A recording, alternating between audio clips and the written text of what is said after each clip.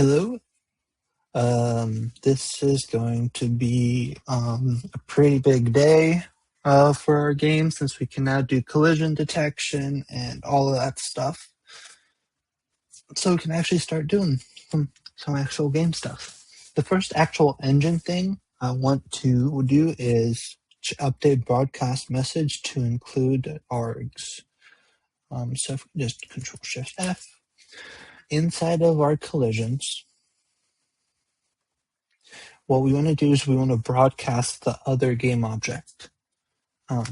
So in this case, collision 2, collision 1, so that game objects can know what other game objects they collided with. So we just include this broadcast args, and we're including args as a parameter.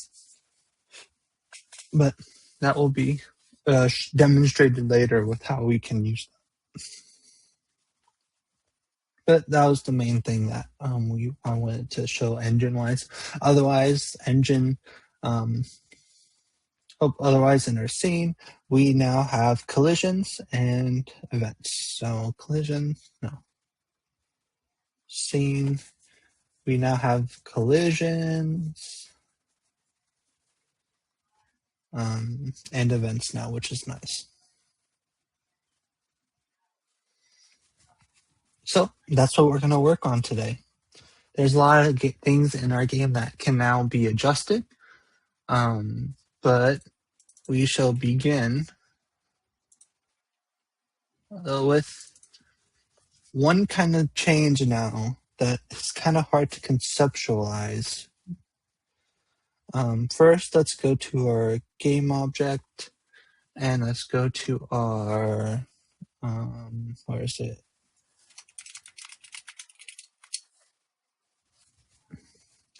Yes, what we want to do is we want to this.add component, and then we want to add a collider and a rigid body.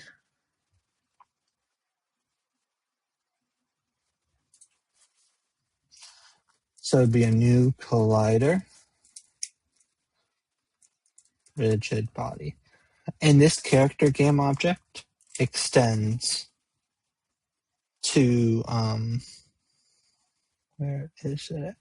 To basic enemy, to enemy character game object, and all that stuff. So any now enemy or player now will have a rigid body and a collider, so we don't need to include it on every single individual one. So that means that we do need to change one thing, where inside of enemy, basic enemy, now we can remove this collider. And now let's just test this out. So let's move and turn, move again. And now I'm able to interact with the enemy. So we know that the collider is working now. But you see how there's overlap now? And I'm like perpetually in overlapping. This is because we're not using fixed update. Fixed update, it runs before any of our updating of position and stuff. So this means that our move action component, that the component that allows us to move, needs to be changed to fixed update. There's also a couple other things I want to change. So say, for example, I move and I click the arrow key left and right. You move whichever one you press first, or it's whatever is last in this. So what I'm going to do one quick change of plus equals, so that now if I move left and right, I don't move anywhere. The second thing is that I just want to get the magnitude of stuff.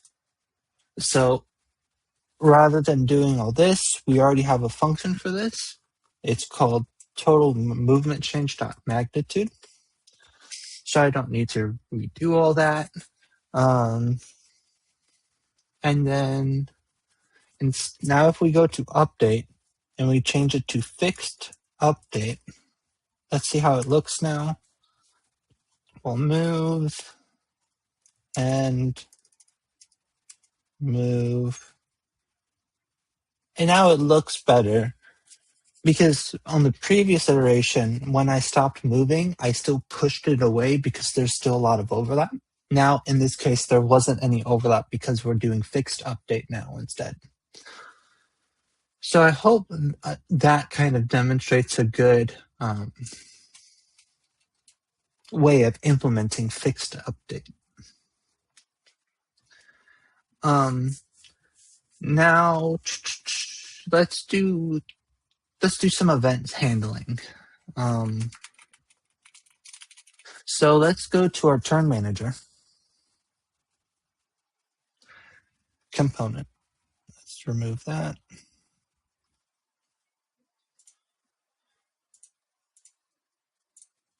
And what I need to do is we have this end turn, and we're trying to communicate between a lot of game objects and that type of stuff when the end turn happens. And I don't think that is necessary. I think that we can really simplify a lot of this if we do it. So I'm just going to get rid of that because it's handled in our update. But what we can do now is we could do events.register listener, and we can listen for an end turn call. And then we can reference this. This means that now we can handle event where we have the message and we have the args. And what I'll just do is call this .next turn. So whenever we signal the end turn, whenever we call the end turn event, this turn manager component will listen and it will call it. This means that now we don't actually need to call this.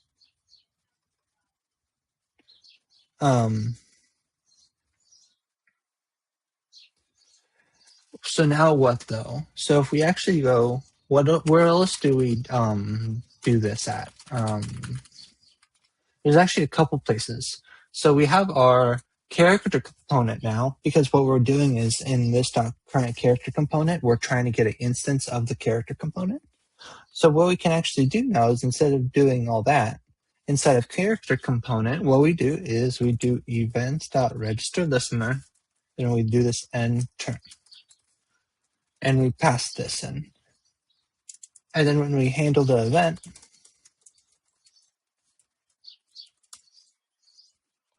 now we can do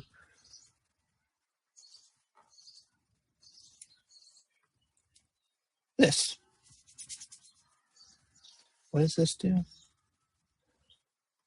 And now we don't need this because we're trying to find the turn manager component to also call end turn.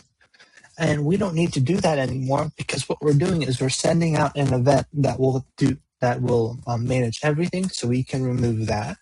We can remove this. And we can also now, this was just something I overlooked, but we can just change has priority to false now.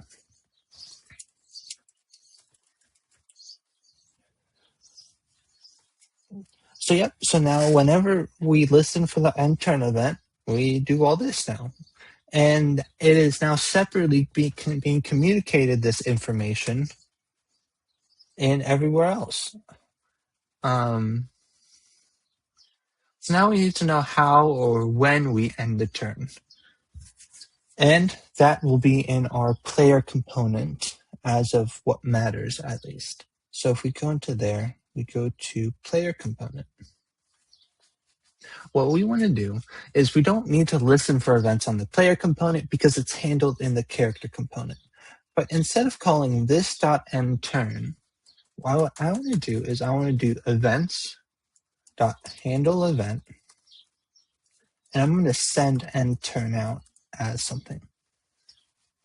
Now, this should still allow us to now end our turn and nothing happens. So now let's test slash, where we end our turn.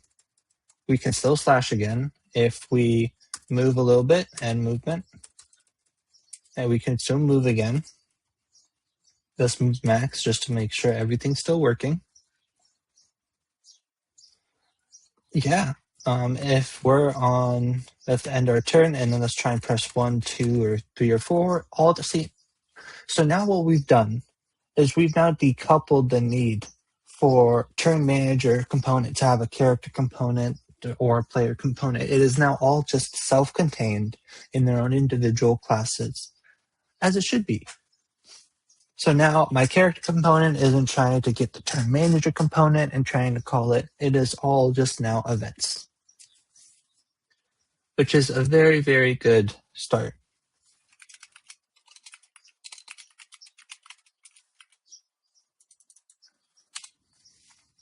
Oh, a couple other things. If we actually go to our turn manager, there's actually a couple things that we can actually do to just make this a little bit easier.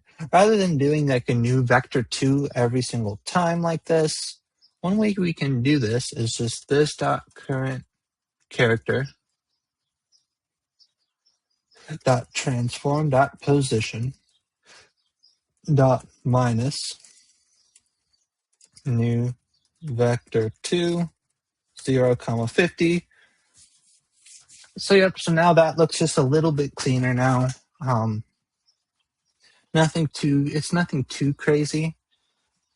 We don't need this. That's just a comment. Is there anything else in term manager? Oh, yes. Here, when we get when we do this, we just should use this dot current character dot get component character component. So now let's make sure everything still works. We can do that. We can do fireball. We can move and movement. We can cancel attacks. Okay, so now that looks good. Now,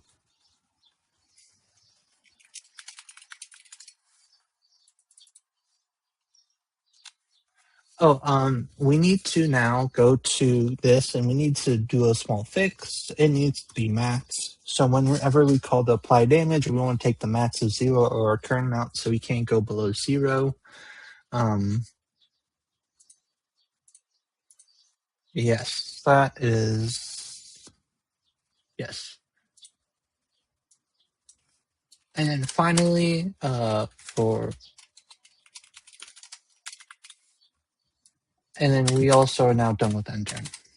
So this is kind of like our first event that makes the most logical sense. So let's go into something else now. Actually, yeah, let's do this. Let's go to click target action component. What I want now is if we actually look at the click target action component, which is just the one where we click, we have the is execution, or we update action AoE somewhere. And I don't want it to be manually called, because that just doesn't seem like the best course of action, because this means that there must be one that to have the other again type of ordeal. So what we want to do is inside of our completed component, what we're going to do is instead of trying to find the turn manager game object to again get the component, we're going to make this an event now. So if we do events dot handle event, so we'll actually send out and we'll set AoE and we'll pass this in. Or no, sorry, not this. That's an empty list. Now what we'll do is inside of here, what we'll need to do is we'll need to listen for the event. So we'll do events.register listener. And what we'll listen for is this AoE end. And we'll pass this in. And then Now we just go down here and we go handle event, message, args, and now we just change this .aoe end equal to true. So now if we test that out and we do an AOE, it still works as intended, where now I can do other actions and that stuff.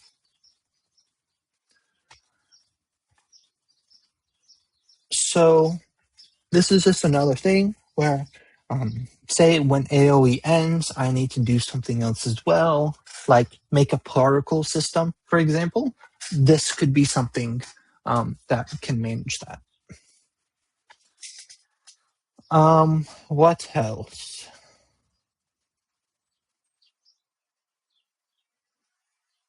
This thing does.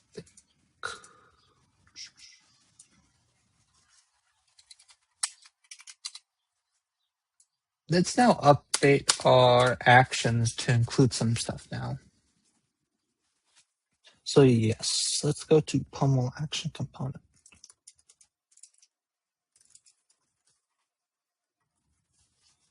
So we have this class Pummel action component. What I'm going to do is I'm just going to now reference this to do transform this.transform.position.clone for our Pummel, which is 3, and it still works. And then I'll just do Pummel projectile. These are just some small copy and paste issues. What the main thing we're going to add here is we're going to add a static variable called damage, and we'll set that equal to 15. What we're going to do, big picture, is that every single action that deals damage will have this damage, and it'll have this other component that will communicate to us that when collision happens, we want damage to occur. So let's begin. Or is that it for Pummel? Yeah, that's it for Pummel. So yeah, let's actually go to the meat and let's go to projectile components now.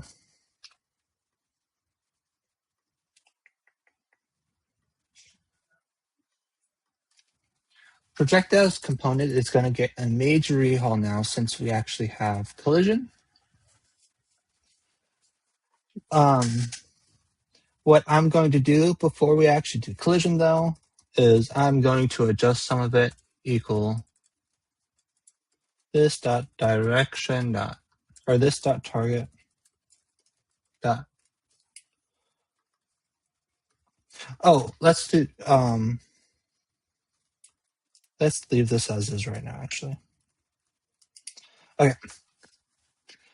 Inside of update, and then this is like our pseudo collision right now. So let's remove it. And then let's do on trigger enter other.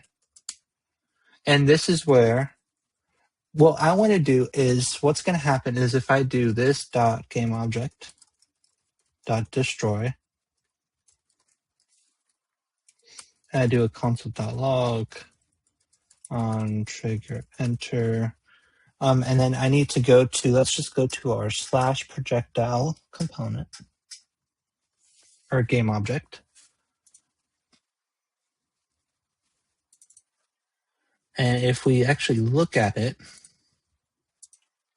what we need to do is we need to add, we have the polygon, we need to add a collider.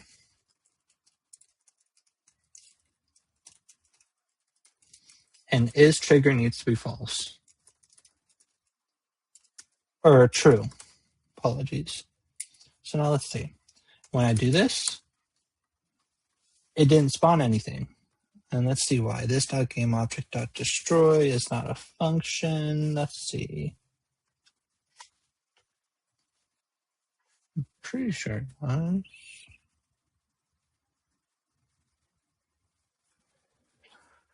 Let's look at.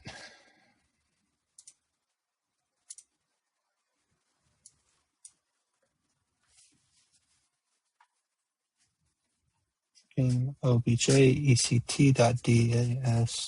Let's go to engine, game object.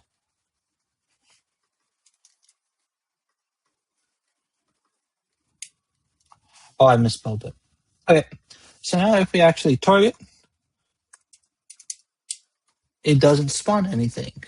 Well, it actually does. We have two on trigger enters, and that's the only place we call it. What's happening is that it's triggering with it's triggering with itself. So since they're both spawning, we're spawning two of the same projectiles in the same spot. They're triggering with itself, and they're also triggering with the other person. So um, what we need to do is we actually need to adjust how we kind of do this. Instead of doing source and transform, source transform and target transform, we'll just do source and target. And what we can do now is we can actually see if, and now other at index 0, and this will be changed in class, but this is just a good target. And what we're basically doing is we're saying, hey, when we send this argument, the first index and normally the only index will be the collision that occur. With that collision that occurs, if it equals the target, then we destroy this game object. Otherwise, we don't. There is a couple issues with this, but we will adjust those as they go. But this is good for now because, for example, say we have an environment like a wall. This game object won't be destroyed if they hit the wall, and it would just go through the wall and hit the player. Or they could anyway. So there's a couple things we have to consider on this. But we have the projectile component, and when this happens, we do game object.destroy. And now we need to adjust this. So this is where I will do the direction.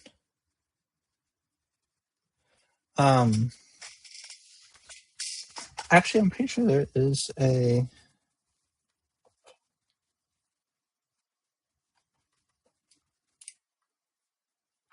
pretty sure we could just do this dot direction equals source dot transform dot position dot minus this dot target dot position. Oh, it should be target source dot trans dot position. Then dot normalize. I think let's do this.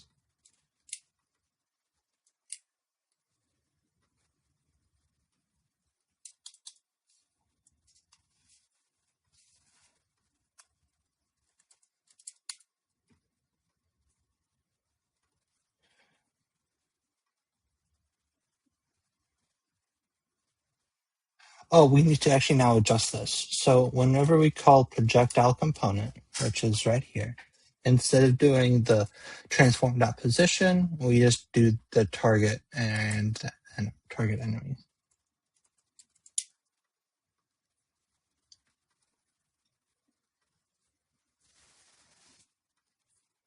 Let's see.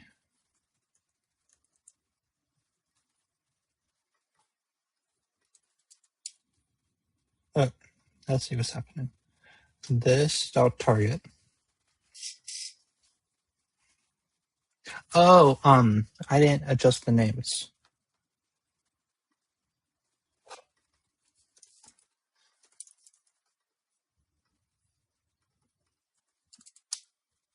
Okay, and now it still works. And you see how now we don't have an actual manual collision. We just collide and see if it's the other, and then we do it.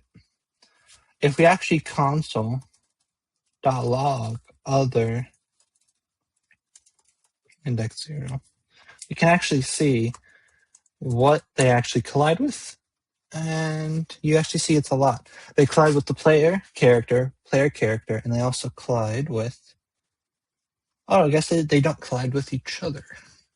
I thought they would.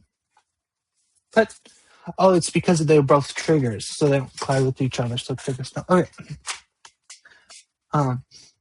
But that makes sense now that I understand it, because, and I can re-explain that, because our slash action component or projectile just has a collider, and there's no rigid body to it, so there's no reason for it to collide with each other, because triggers don't collide with each other on other triggers.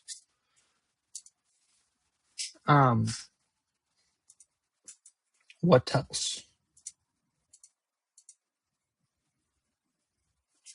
So we updated did that. We updated and we added trigger logic. Enter logic for, yes. So this is it for projectiles. So now we actually do the projectiling. Now there's a lot that I wanted to cover in this, so that we're kind of all over the place, but that's fine. We want to switch that back to this.transform.position.clone. We need to add, we need to update it now to have the static damage again. So, and then there's one final thing that we need to do that will, so static damage equals 2. And what we're going to do now is we're actually going to remove this dot targets.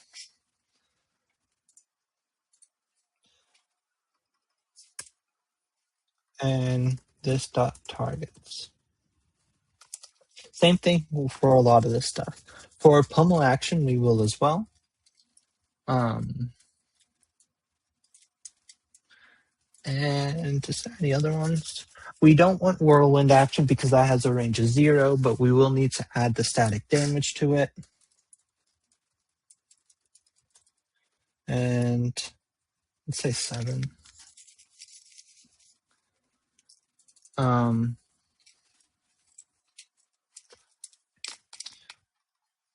let's change this to be this.transform.position.clone, just to make sure that we're using it correctly. And yes, I think that is a good enough infrastructure to start. So now if we go and we go to our auto target action component.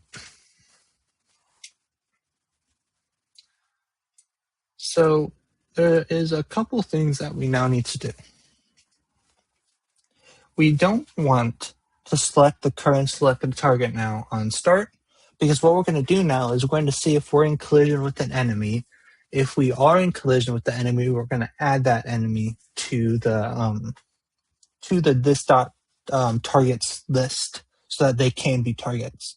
So we need to remove these two, and we need to add events dot register listener enemy enemy can be targeted this. So we're going to listen for that event. And when that event happens, all the way down here, when we do handle events, it would be message args. We're going to first check if args index 0 dot get component has an enemy component. If it is an enemy, we will go this dot targets dot push args index 0. Now we have an enemy in there.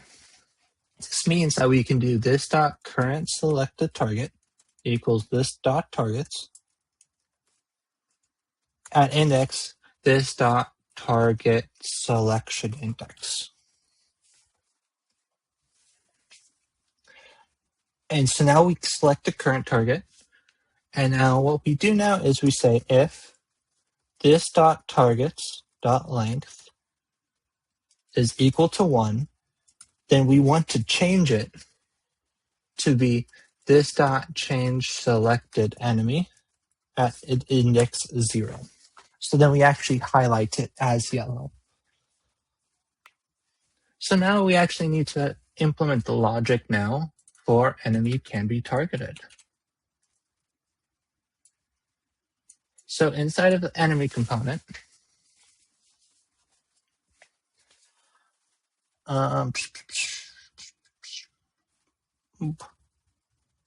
we need to now handle some events. And there's actually a couple events that we want to send out from this.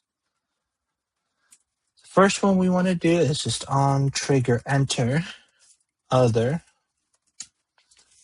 And what we want to do is if other index 0 is an instance of, and how do we determine our spell range?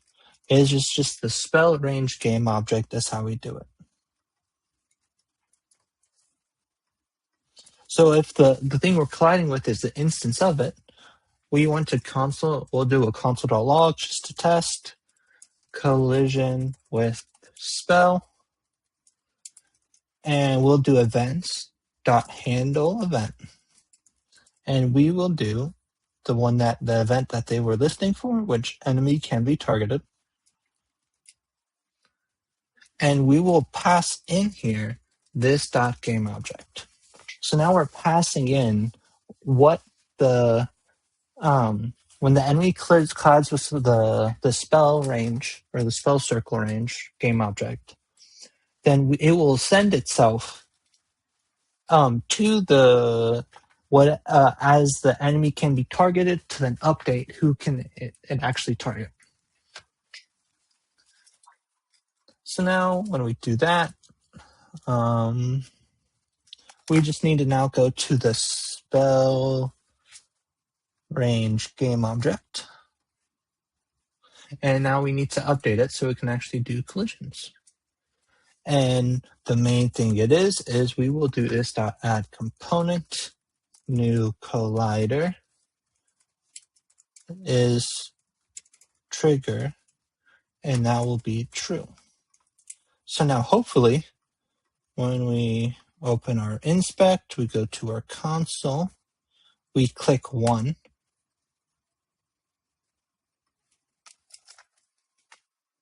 It does not like that. Oh, I don't understand why. Let's see. So let's go to our console.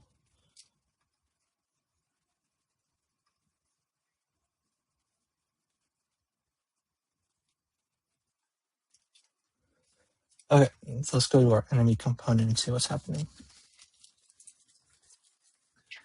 Events.handle event.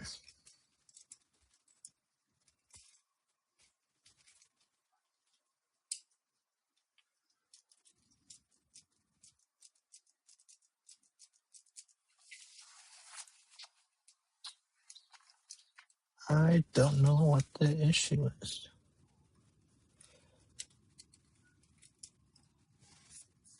Did I misspell handle event?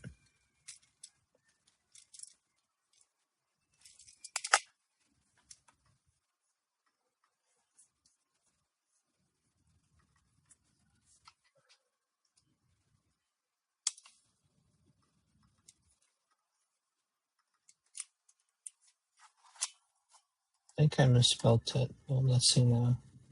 Okay, I just misspelled it, and let's see what console.logs happened. So now you see that there's 5 console.logs, 1 for each enemy, but if I cancel this and I move up,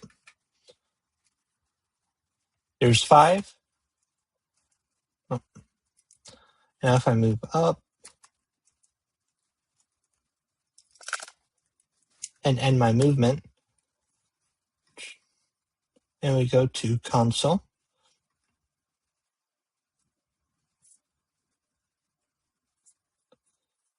oh, let's redo this. So 5, we go up, and movement.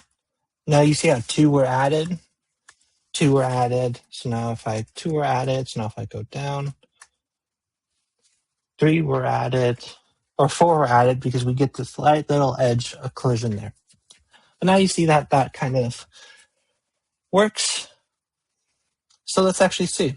So say we do our pummel action. We see how there is no targets we can do, so those enemies aren't yellow. And if we do it, we get this error, which will be discussed next week. But if we do a 1, we get to actually loop through all of them. So now if we don't want to do a 1, and we want to do that, now we can loop through those 3 and select or deselect. If we move up a little bit, we can select through those 3 a little bit more. So then we can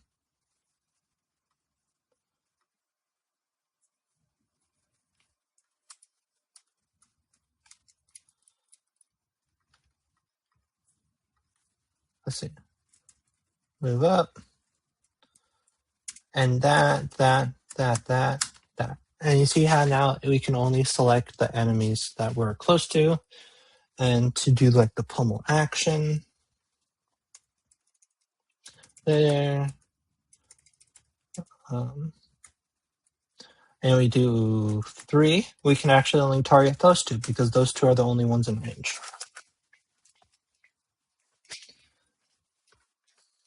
So just to clarify what we did inside of our enemy component, we added the enemy, we sent the handle event that's saying the enemy can be targeted. And then inside of our auto target, when we get the event, we basically get the argument of the enemy and we do that logic. And then for our spell range game object, we added a collider.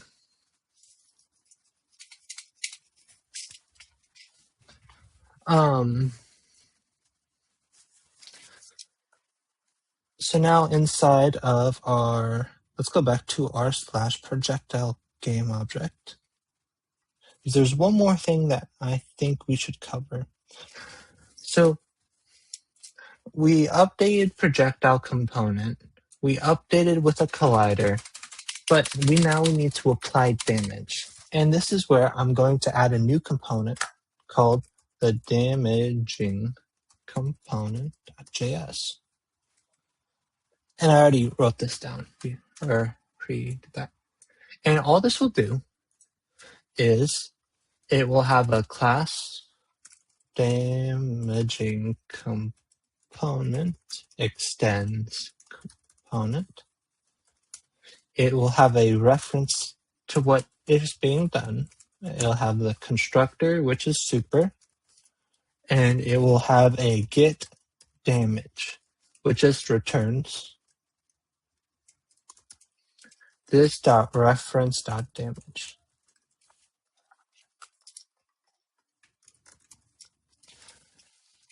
And eventually, say you have an item that buffs fire spells or something like that, then we can expand that to now incorporate it. If it's a fire spell, then do X, Y, or Z, that type of stuff. So this will allow us to calculate damage dynamically a little bit better. But what we want to do now is inside of our / projectile game object, we want to add a new component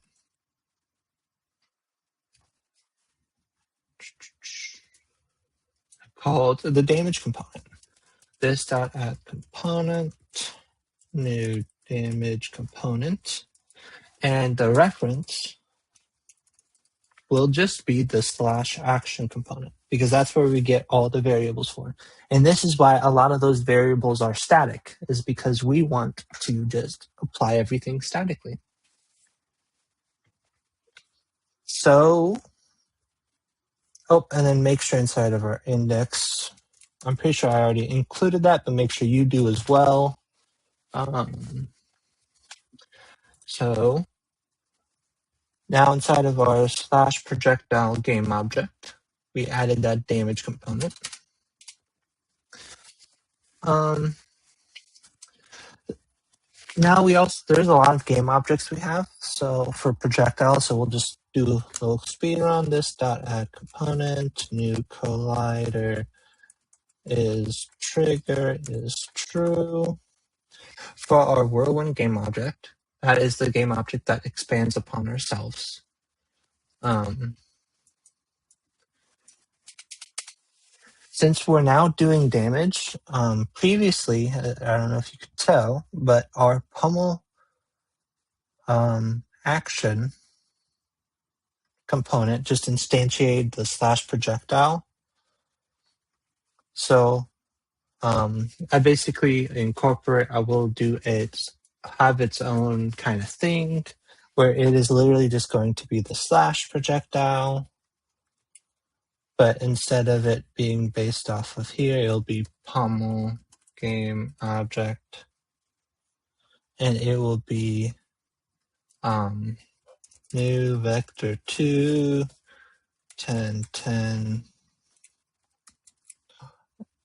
Oh, there. So it'll be 10 10 negative 10 negative negative negative. And instead of doing that, it'll be the pommel action component. And it has the same that. And instead of that, we'll do like 200 because just to show it's different. And then this will be the pommel projectile. Let's do that.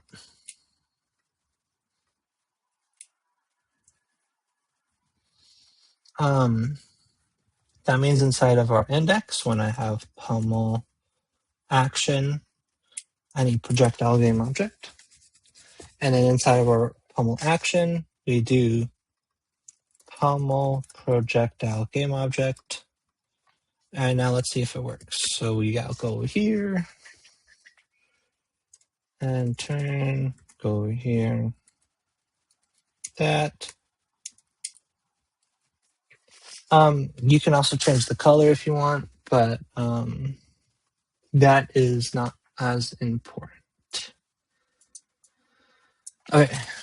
And then for a fireball game object, we are going to need a collider now on it as well.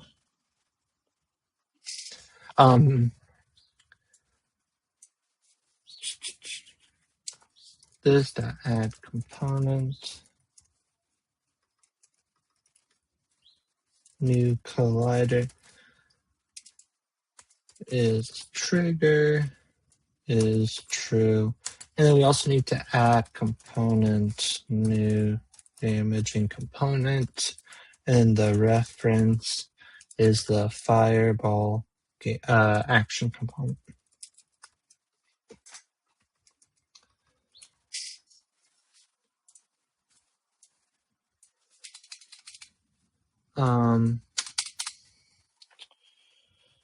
Let me just make sure everything is good. Okay.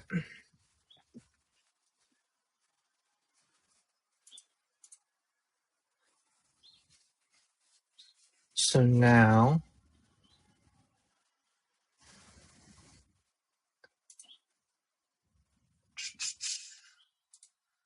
let us go there.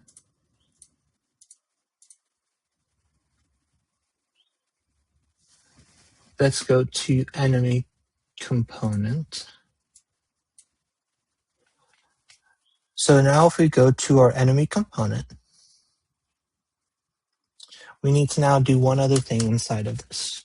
We want to get let damage component equal other at index 0 dot get component damaging component. First, we want to get it if there is a damage component. Then what we will do is we'll do this dot game object dot get component character get the character component dot, and we want to call the applied damage of the damage component dot get damage.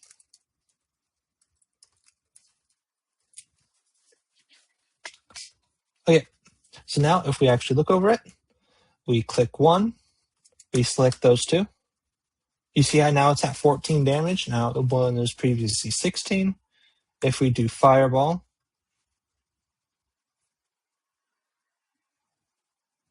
they're at Nan for some reason.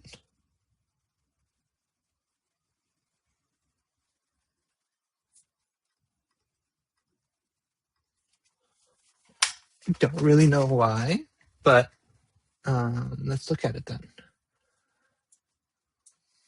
Let's look at Fireball action component. It's because we don't have static damage equals 5 yet. So now if we do that and we do that, yep, and you see how now it is that. Now if we slash those two, so now we actually have damage being applied to them.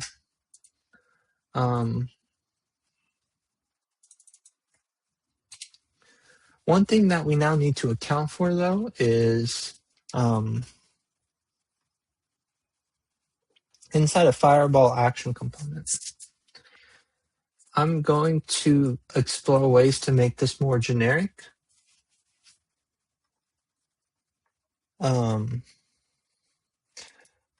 But as of right now, what we want to do inside an update, whenever we use our mouse, we want to stick within the range. And what's happening that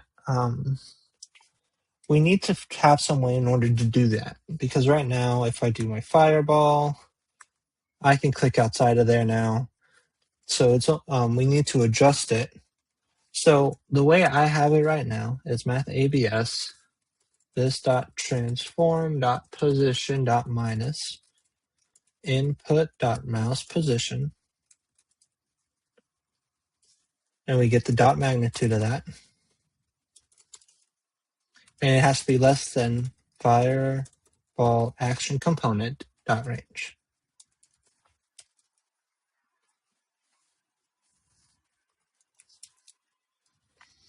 I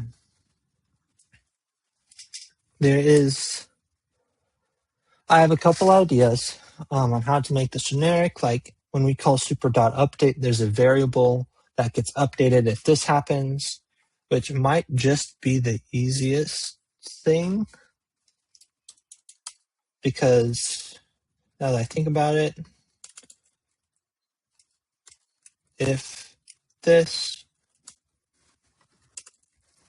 can fire equals false, you could set this dot can fire equal to true, and then you could always do a and this dot can fire. I don't like fire. I like click a little bit better actually. So you could do something like that maybe.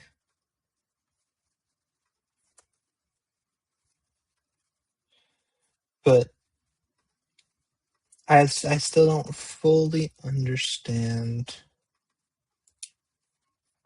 a lot of this stuff. So that's why right now all I'm doing is putting this line of code that we just did inside of there.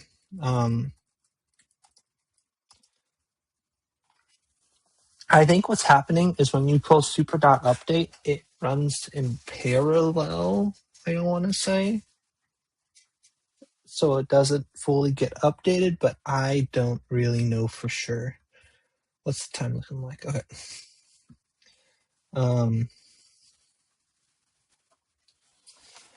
So I just will do that, and that seems to work because when we do that, we can't click out here, but we can kind of go on the edge and still click there.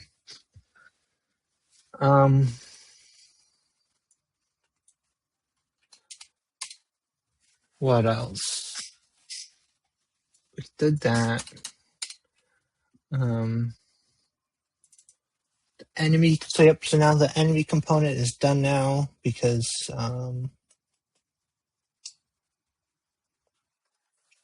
see, it's because now we have both of those collisions accounted for.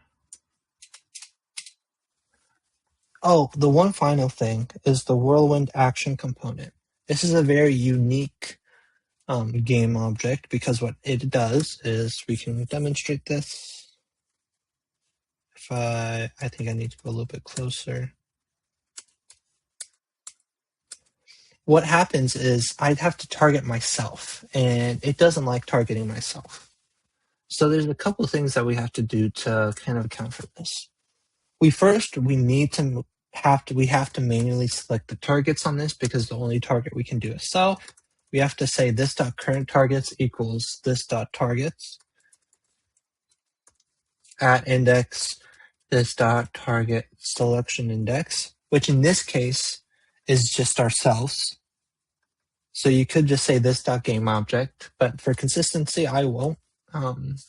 What we need to do now is we need to change selected enemy to be index 0, and then we need to call super.start still, actually, because we need to instantiate the events that can be targeted and instantiate the spell range game object. But now, if we do it, hopefully. Oh, it doesn't like get component somewhere.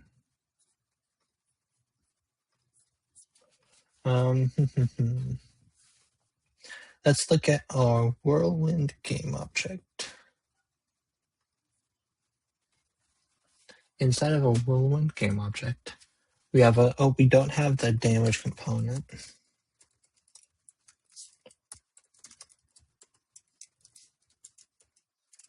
The reference to be the whirlwind action component.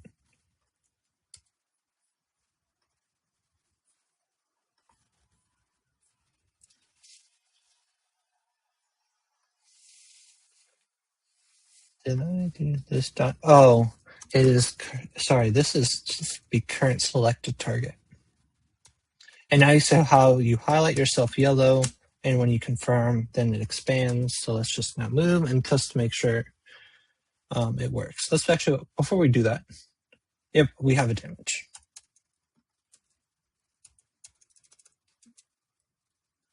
We'll go right here, and we will target ourselves, and they took 7 damage.